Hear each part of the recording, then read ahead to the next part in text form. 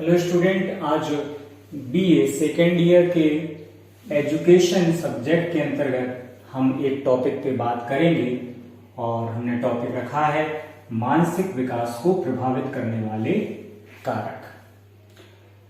शारीरिक विकास के बाद अगर कोई कारक है जो डेवलपमेंट के अंतर्गत सबसे महत्वपूर्ण माना गया है, यानी व्यक्ति के विकास से संबंधित सबसे महत्वपूर्ण कारक माना गया है, तो उसको कहते हैं मानसिक विकास।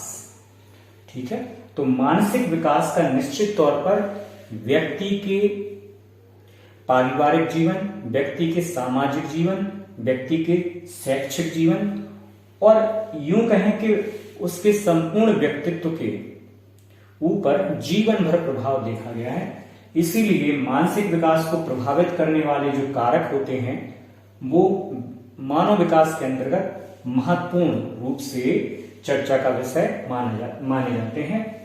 और इसको प्रभावित करने वाले प्रमुख कारक होते हैं। सबसे पहले तो हम वंशानुक्रम की बात करेंगे। वंशानुक्रम एक ऐसा कारक है जिसमें कोई भी व्यक्ति बदलाव करने में सक्षम नहीं होता है, क्योंकि आप सभी जानते हैं कि माता और पिता के 23 गुणसूत्रों से एक बालक या बालिका में जीवन का आरंभ होता है और इन 23 गुणसूत्रों के द्वारा माता और पिता दोनों के विभिन्न मानसिक गुणों और योग्यताओं का ट्रांसफर या संक्रमण बालक और बालिका में होता है। इनमें परिवर्तन संभव नहीं है, किंतु ये निश्चित तौर पर बालक के मानसिक विकास को प्रभावित करने वाला एक प्रमुख कारक माने जाते हैं। दूसरा कारक है वातावरण। किसी भी बालक या बालिका के बुद्धि के विकास और बुद्धि के ह्रास पर प्रेरणा, व्यक्तित्व, गुणों की बनावट, शाब्दिक योग्यता, सामाजिक, आर्थिक और सांस्कृतिक स्तर के विकास पर वातावरण का महत्वपूर्ण प्रभाव होता है।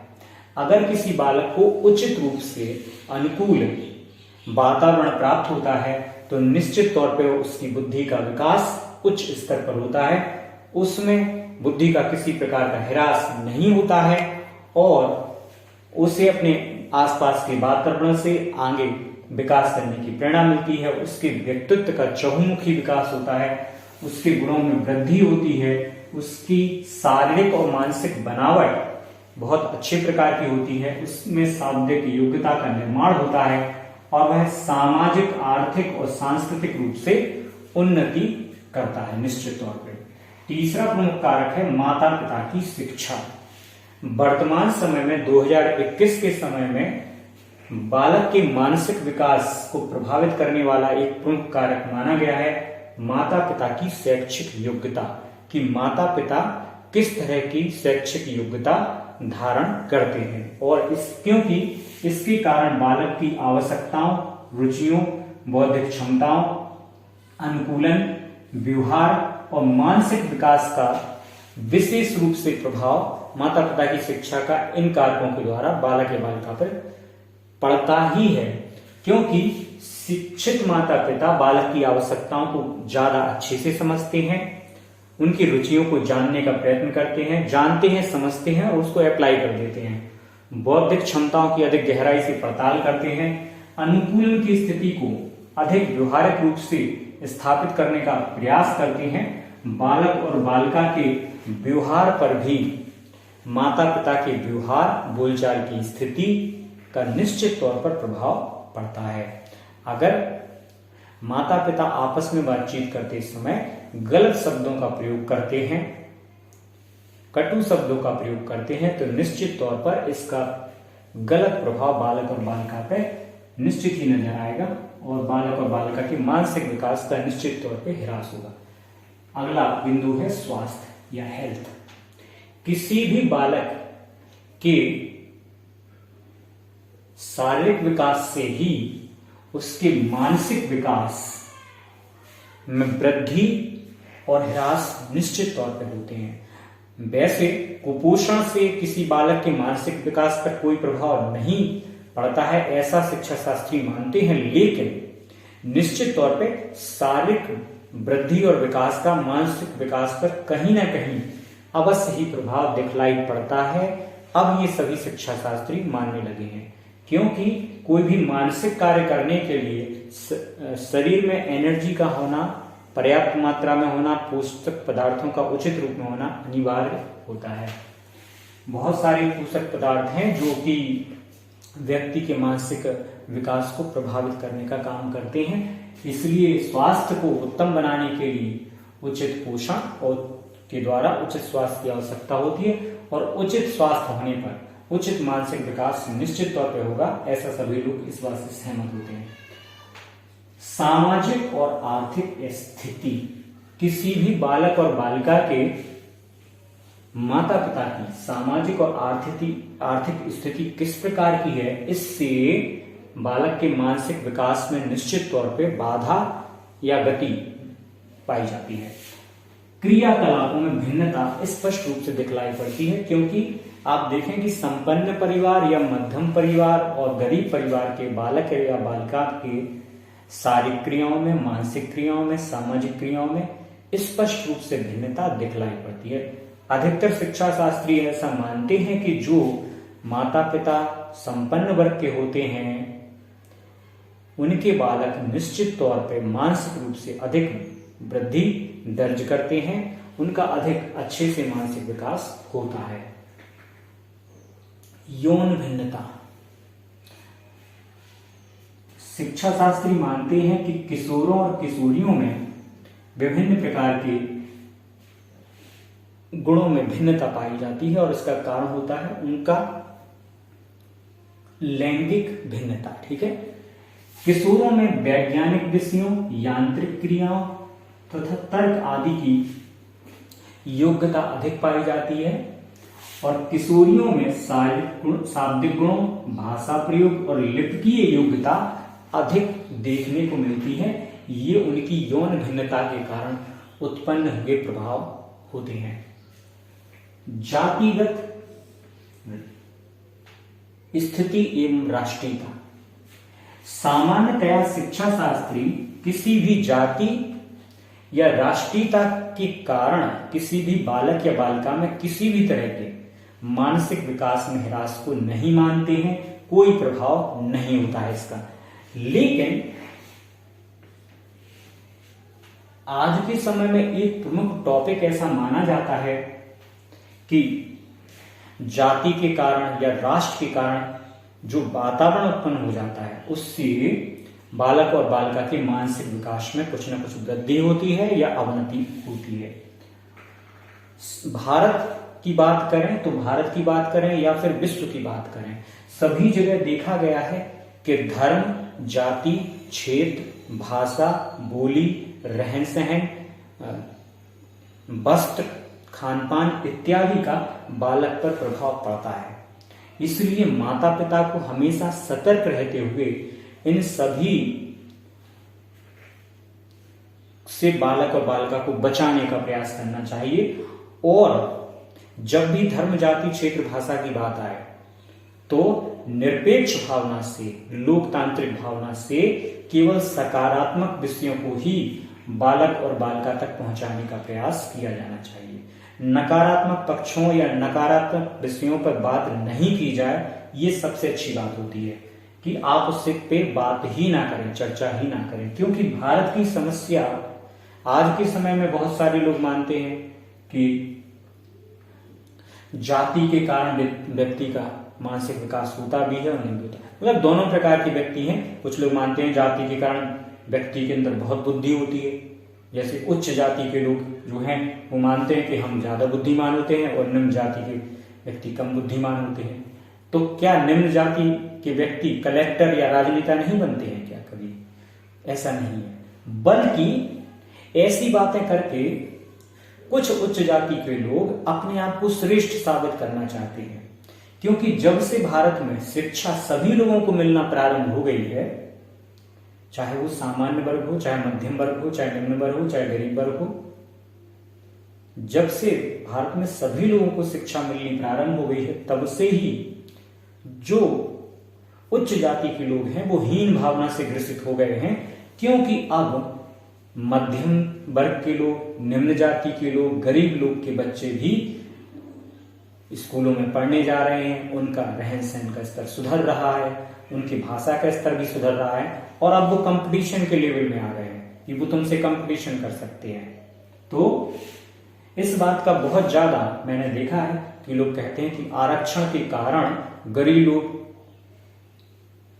उन्नति कर रहे हैं। आरक्षण का अर्थ होता है प्रत्येक व्यक्ति को प्रतिनिधित्व प्रदान करना। प्रतिनिधि, आरक्षण का अर्थ आरक्षण रिजर्वेशन नहीं होता है। आरक्षण शब्द प्रतिनिधित्व का पर्याय नहीं है, बल्कि प्रतिनिधित्व करना, ताकि सभी जाति, संप्रदाय, धर्म, जाति के लोगों के बच्चों को उचित शैक्षिक माहौल या वातावरण मिल सके। इसीलिए आरक्षण का निर्धारण किया गया है। इसलिए नहीं किया गया है कि आपके अधिकारों को छीन लिया जाए, बल्कि जो शिक्षा से वंचित हैं, जो सरकारी योजनाओं से वंचित हैं, उनको उन योजनाओं का लाभ मिले, इसीलिए आरक्षण को बनाया गया है। ये एक महत्वपूर्ण बात है। भारत की समस्या कभी भी आरक्षण नहीं थी, बल्कि भारत की समस्या जाति है, धर्म है। क्योंकि जब तक भारत में धर्म, जाति, क्षेत्र, भाषा, खान पान, वेशभूषा के ऊपर लड़ाई झगड़े होते रहेंगे, तब तक ये सभी चीजें भारत के विकास को रोके रहेंगी। इसलिए हमें धर्म, जाति, क्षेत्र, भाषा के अच्छे गुणों को अपनाने का प्रयास करना चाहिए। हमें कभी भी कट्टरवाद का समर्थन नहीं करना चाहिए, क्योंकि कट्टरवादिता, चाहे वो जातीय कट्टरता हो, चाहे धार्मिक कट्टरता हो, चाहे भाषीय कट्टरता हो, चाहे क्षेत्रीय कट्टरता हो, चाहे वस्त्रों के मामले में कट्टरता हो, चाहे खान पान के मामले में कट्टरता हो, ये किसी भी व्यक्ति का विकास नहीं कर सकते हैं, बल्कि ये हमारे विकास को अवरुद्ध करने का काम करते हैं। इसलिए हमें जातिगत द्वेष, धार्मिक द्वेष, भाषा द्वेष से हमेशा दूर रहना चाहिए, और एक राष्ट्र को समृद्ध बनाने के लिए राष्ट्रीयता का परिचय देना चाहिए। तभी बालक और बालिकाओं का उचित मानसिक विकास होगा। शिक्षक का व्यवहार, अगर ये जो व्यवहार शब्द है, बिहेवियर, ये केवल शिक्षक के ऊपर लागू नहीं होता है, ये सभी लोगों पर, जो समाज के सदस्य हैं, क्योंकि व्यक्ति जो है वो समाज में रहता है, समाज के लिए होता है, समाज व्यक्ति के लिए, व्यक्ति समाज के लिए काम करता है। व्यवहार शब्द एक व्यापक शब्द है, ये सभी लोगों पर लागू होता है। अगर आप किसी के साथ उपेक्षा से पेश आते हैं, किसी की प्रताड़ना करते हैं, किसी को धमकी देते हैं, मानसिक रूप से उसे प्रताड़ित करते हैं, तो क्या वह व्यक्ति आपका सम्मान करेगा? क्या वह आपसे प्रेम करेगा? क्या वह आपसे स्नेह रखेगा? कभी नहीं रखेगा।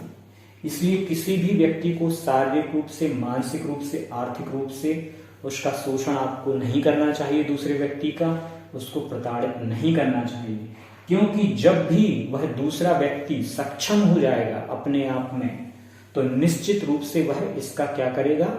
आपसे प्रतिशोध लेगा। तो ऐसी स्थिति शिक्षक के साथ भी हो सकती है। कभी भी किसी शिक्षक को किसी छात्र या छात्रा के साथ उपेक्षा का, प्रताड़ना का, धमकी भरा व्यवहार नहीं करना चाहिए, बल्कि सभी शिक्षकों को छात्रों और छात्राओं के साथ स्नेहपूर्ण वातावरण में सदाचार के साथ, नैतिकता के साथ व्यवहार करना चाहिए। मैं ये कहूंगा कि सभी व्यक्तियों को दूसरे व्यक्तियों के साथ सदाचार का, नैतिकता का, ईमानदारी और स्नेह के साथ व्यवहार करना चाहिए। आप किसी का भी अपमान ना करें, किसी को भी उपेक्षित ना करें, किसी की भी प्रताड़ना ना करें, चाहे वो शारीरिक प्रताड़ना हो, चाहे मानसिक प्रताड़ना हो, चाहे आर्थिक रूप से प्रताड़ना हो, किसी को भी अनर्गल रूप से धमकी ना दें। और क्योंकि इससे जब व्यक्ति मानसिक रूप से व्यथित हो जाता है, तो व्यक्ति में मानसिक विकास रुक जाता है। लेकिन इसका दूसरा एक खतरनाक पहलू ये होता है कि वह दूसरा व्यक्ति जिसने उसको प्रताड़ित किया है, उसके प्रति प्रतिशोध की भावना से बढ़ जाता है, और भविष्य में इसके बहुत गंभीर परिणाम होते हैं। विद्यालय का वातावरण, शिक्षक के व्यवहार को एक और रूप में देखेंगे कि आप हमेशा सुनते रहते हैं पश्चिमी देशों में, विशेषकर अमेरिका में, कॉलेजों में, स्कूलों में गोलीबारी होती रहती है। और गोलीबारी होना स्कूल में, यूनिवर्सिटी में होना कितनी गंभीर बात है, आप सोचें। तो इसका दोष किस पे डालेंगे? शैक्षिक प्रशासकों पे, शिक्षकों पे, छात्रों पे, शैक्षणिक कर्मचारियों पे, यह शैक्षिक वातावरण पे। हमें लगता है कि इसके लिए सभी लोगों पे दोषारोपण किया जा सकता है, क्योंकि अगर ऐसा नहीं होता तो विश्वविद्यालयों में, कॉलेजों में, महाविद्यालयों में गोलीबारी करने की संभावना कहां से होती? तो मैं यही कहना चाह रहा हूं कि जब व्यक्ति मानसिक रूप से व्यथित हो जाता है तो वो हाथ में बंदूक लेके आता है और सामने वाले व्यक्ति को प्रतिशोध रूप में गोली मार देता है। तो हमें कभी भी किसी भी व्यक्ति के साथ मानसिक रूप से, शारीरिक रूप से, आर्थिक रूप से उसको प्रताड़ित नहीं करना चाहिए। बिल्कुल स्पष्ट बात है।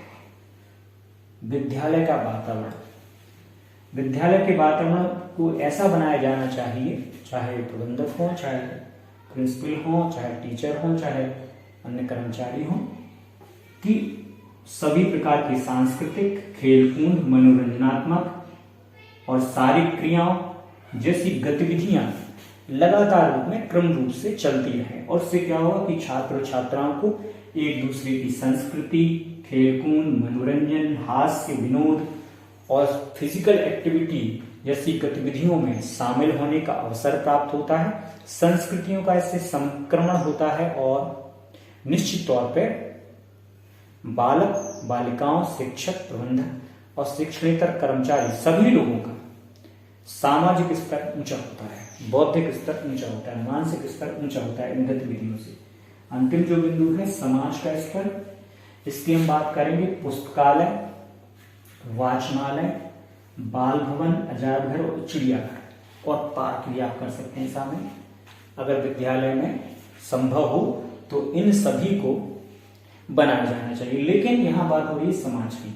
समाज का स्तर क्या है? शैक्षिक स्तर क्या है? समाज का आर्थिक स्तर क्या है? समाज का मानसिक स्तर क्या है?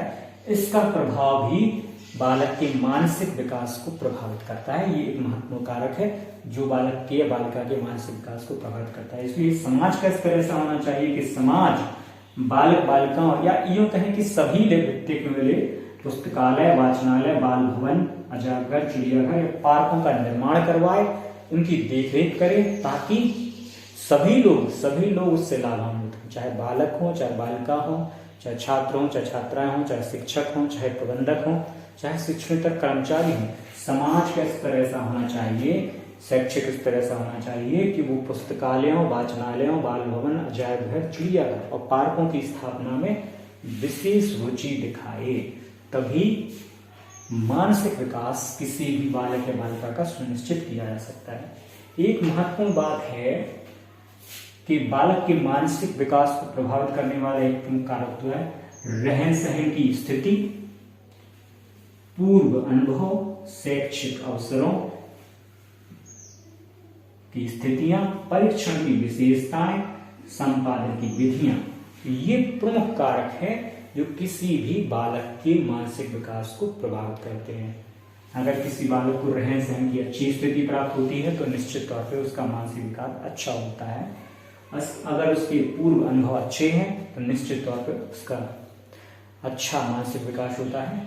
अगर किसी को शैक्षिक अवसर उचित रूप में प्राप्त होते हैं, यहाँ पे बात हो रही थी ना आरक्षण की, तो आरक्षण का उद्देश्य क्या है? सभी व्यक्तियों को अवसर प्रदान करना, केवल एक जाति को अवसर प्रदान करना नहीं है उसका उद्देश्य, बल्कि सभी जातियों को, जनरल को, ओबीसी को, एससी को और एसटी, सभी जातियों के लोगों को अवसर प्रदान करना ही आरक्षण का मुख्य उद्देश्य है। तो यहाँ पर शैक्षिक अवसर की बात हो रही है, तो शिक्षा में भी आरक्षण होता है।